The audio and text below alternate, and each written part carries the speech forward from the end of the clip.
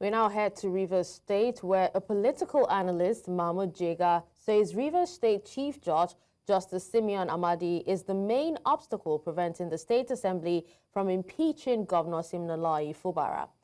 Speaking on television, Jega claimed lawmakers loyal to FCT Minister Nyesom Wike are setting traps for Fubara to justify his removal. The lawmakers, led by Martin Amaewhule, recently won a Supreme Court case restoring their legislative powers. On Thursday, they locked the governor out of the assembly, citing lack of notice for his budget presentation. Jega warned that the lawmakers are now targeting Justice Amadi, who they accuse of falsifying his age to clear the path for impeachment proceedings. To discuss this, we're joined by a lawyer and public affairs analyst, Tohwo Oseruvwoja. He joins us from the United Kingdom. Thank you so much for joining us, Tohwo. You're welcome. Please speak to us on the legal barriers that exist that could prevent the Rivers State House of Assembly from proceeding with Governor Fubara's impeachment. Well, first of all, I don't really know where the legal barrier is going to be because the procedure must be followed as stipulated in the Constitution. And from all indication, I don't think there is any ground for impeachment as it is now, except to look at it politically, not legally. The Constitution states grounds upon which a governor can be impeached in Rivers State. And you could recall that immediately the Supreme Court judgment was issued or was delivered, in less than 24 hours, the State House of Assembly issued an ultimatum to the governor to submit or present the budget. And the second letter again has to do with sacking of his commissioners. And from the public domain, which I believe is also, we will say they are sketching facts, the governor has made several efforts to meet or to reach out to the current Rivers State House of Assembly, and is to no avail. And at the same time, again, you could see some constitutional breach because this is the first time in the history of Nigeria where a house can adjourn sine die. That word are basically used in the legal court, not in the legislative house, which gives them constitutional required days they should sit in a year.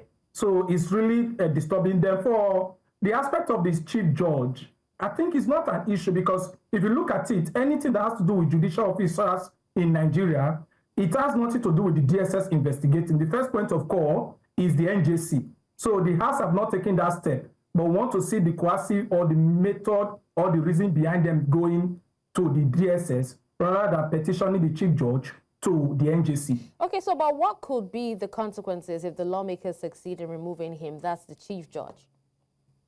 Well, the lawmaker cannot remove the chief judge of the state.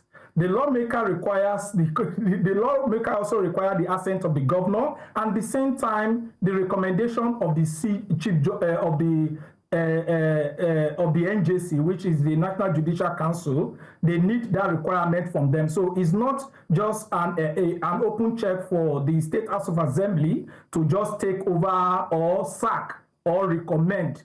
It has to. There are procedures for a chief judge to be removed. Even a judge of a state high court, there are procedures that should be followed. And the first point is a petition for a reasonable ground of misconduct against the chief judge that ought to be submitted to the NJC, which is the body that looks and disciplines judges. So that is the first point in court, and that point has not been done. And another thing again is based on the recommendation of the governor to the State House of Assembly, then it will be recommended to the NJC for the chief judge to be removed. So all these are just, how will I put it now? I think it is a more or less an amateur political gameplay, or should I say, is an attempt to retwist the provisions of the Constitution.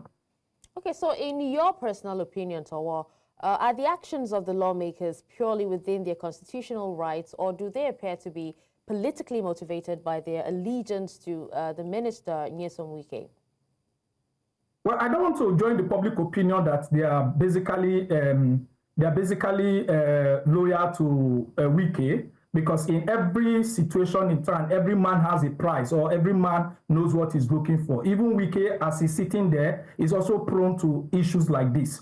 Well, the first point, of course, is that for them to have adjourned, for them to issue a public demand for the budget to be passed, well, it's within their constitutional requirement. If you look at section 120 through section 129 of the Constitution. Then the other thing again is for them to have locked the governor out. You see that it's more or less of political light rather than discharging of their responsibility. Then the third aspect of it is what some of us are a bit concerned is for them to have adjourned the sitting Sinidai. And I think the wisdom of the Supreme Court now will come to play. If you look at the case they are relying on, there is something the Supreme Court rely on in giving some consequential order, which so many people are concerned about, but it's bound to happen, and which we call the doctrine of necessity. And I think it's at time the Fubara legal team should sit up and look at the provision of the Constitution, because for them to have adjourned Sinidai, they are stopping the running of governance in that state. And I think basically the governor legal team can activate, or the same time see means of activating section 11, subsection 4 and subsection 5 of the Constitution of the Federal Republic of Nigeria to see that the National Assembly take over the proceedings of the State House of Assembly for the purpose of smooth governance in the state, till when the State House of Assembly decide to come from their indefinite recess, because they cannot hold the state to ransom and they cannot stop the state from running in a constitutionally operated way and manner. All right, now, how much influence does the judiciary have in a case like this? Can the Chief Judge legally refuse to cooperate with an impeachment process?